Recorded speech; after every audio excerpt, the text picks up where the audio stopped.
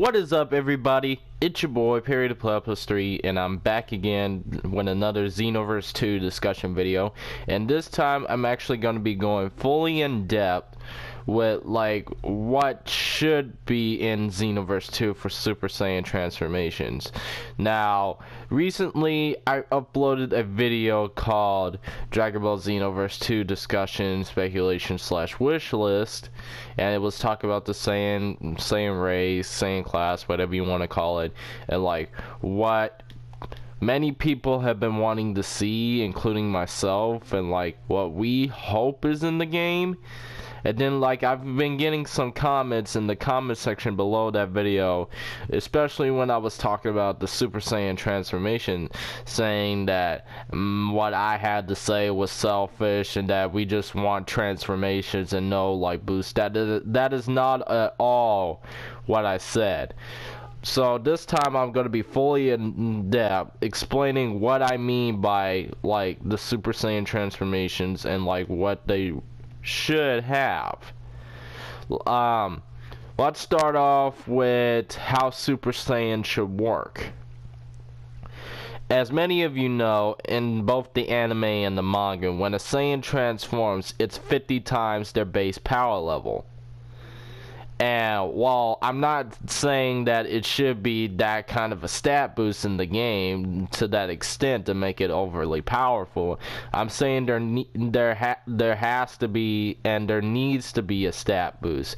There was a stat boost in Xenoverse 1 where it boosts like mostly your strike stats and like maybe a little bit of your key stats, but that's it. But it basically gave you like infinite key, and it basically allowed you to like spam both super and ultimate attacks.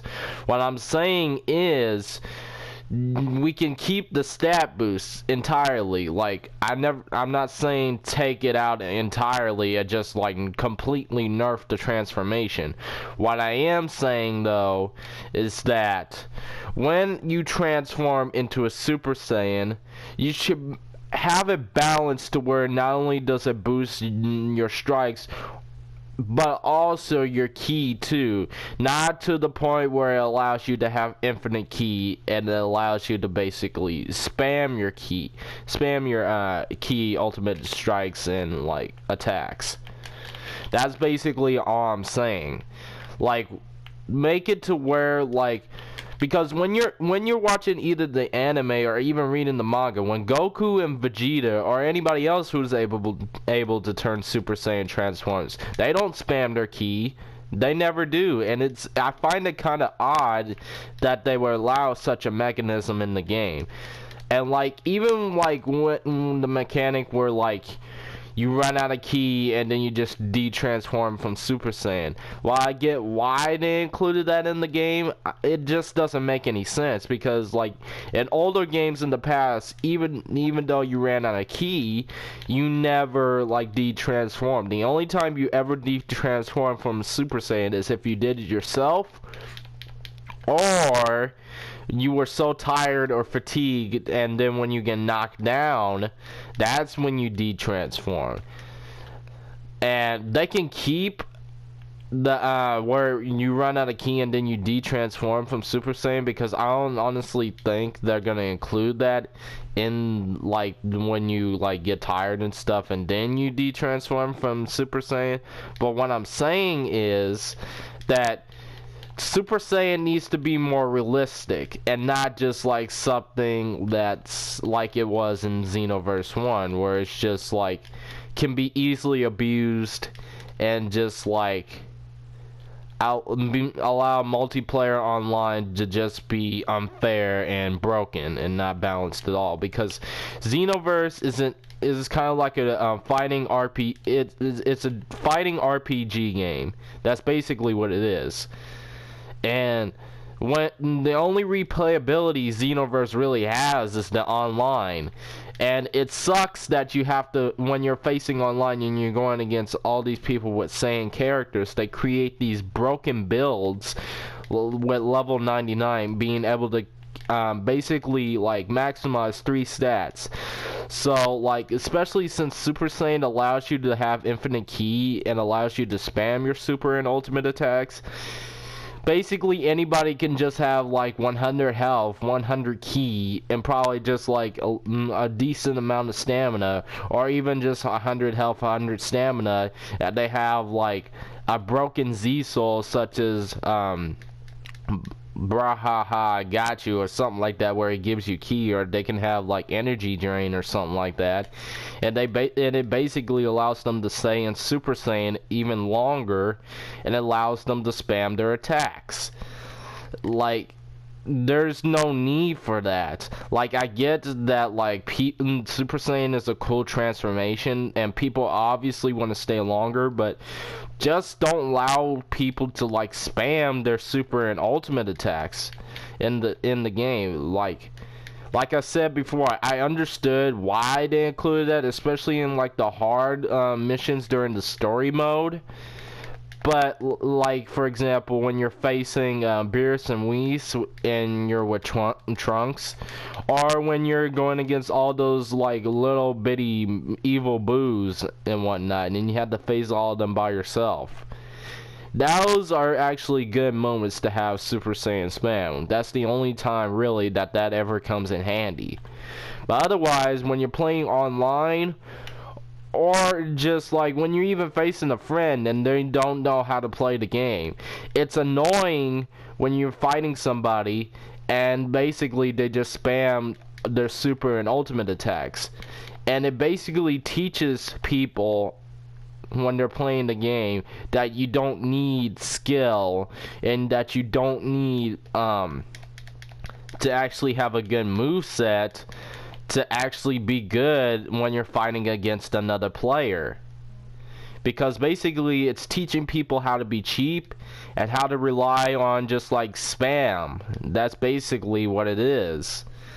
And I'm sorry to break it to you, comment section below, if you're ever gonna disagree with me. Like, I don't mind you guys disagreeing with me on this matter, but like you're not always gonna be right about this, because this is something that's very controversial, especially in the Dragon Ball gaming community. And the fact that you want to keep the ability that stirs up so much keep the ability, I mean not the ability, the feature that stirs up so much like issues and stuff, is just like, it makes people question, like, are you really playing the game, or are you really playing the game like for like, it's hard to describe, but like, are you playing the game like just because you just have the game and you just like, oh well, they include this, there's nothing really we can do about it, or are you just like, I don't know, like, the person who commented in my video, like, I asked him, did you play the game a lot? He says, yeah, I played the game a lot on my PlayStation 3.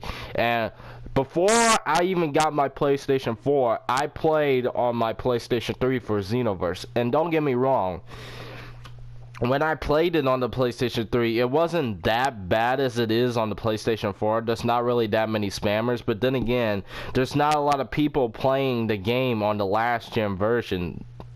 And because, like, the graphics, well, the graphics are the same for both versions of the game, except the frame rates are a little bit different, and the online, like, when I'm playing on the PlayStation 3, the online servers are worse than they are on the next gen consoles. And like, it's really hard to even connect to a server, and most of the time most of the times I don't even connect to a server at all when I'm on the last gen system, which is why I'm glad Xenoverse 2 is going to be next gen exclusive, because that way they can fully capitalize on what the next gen hardware has to offer, and like actually fully work and finish out all the kinks in the game to make it a really good game.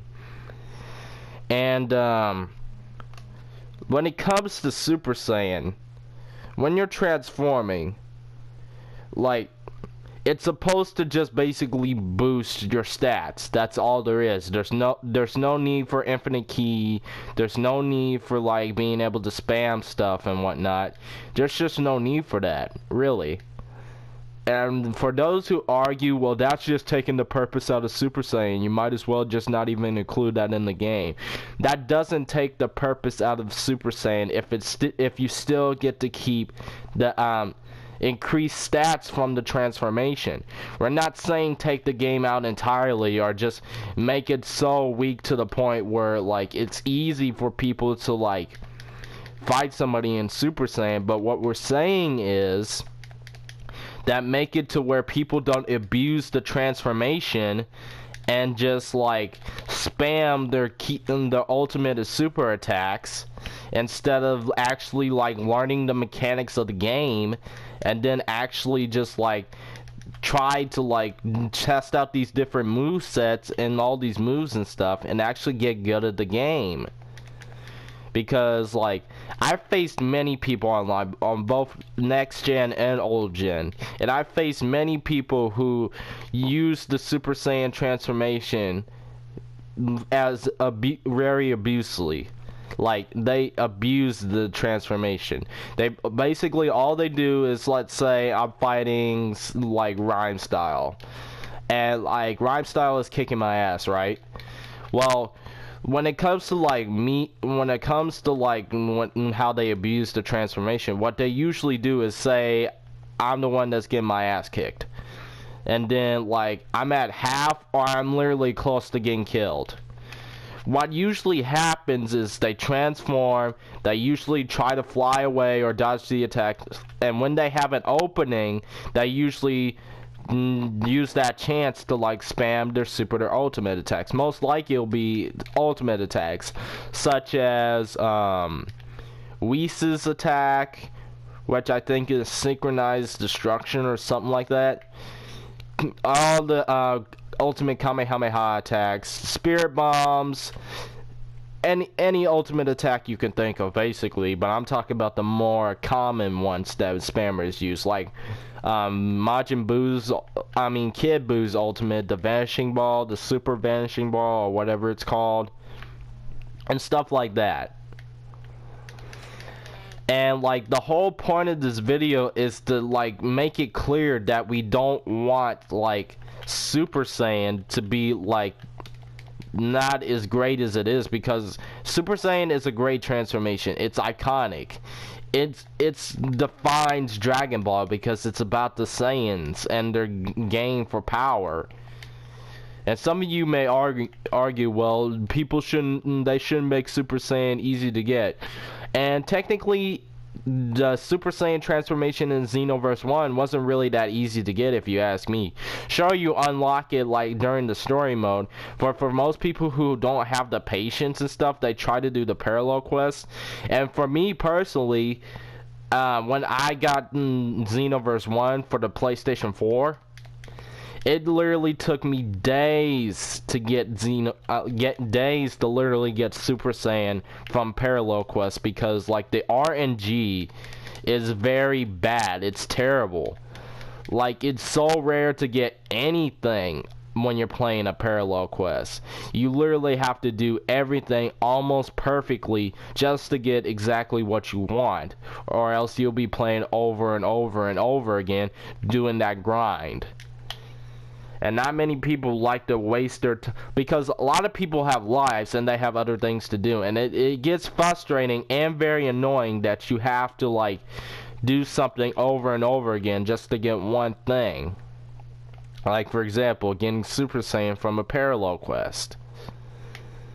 And that's basically like, and this is not just for the regular Super Saiyan transformation either. This is for all Super Saiyan transformations, including 1, 2, 3 if they include the game, God if they include the game, Super Saiyan Blue if they include it in the game, maybe Super Saiyan 4 if they include it in the game.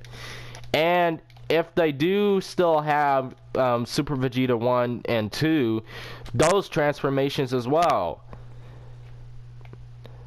So let me just recap what I basically talked about is in this video entirely, and hopefully like put some closure to what I was trying to say.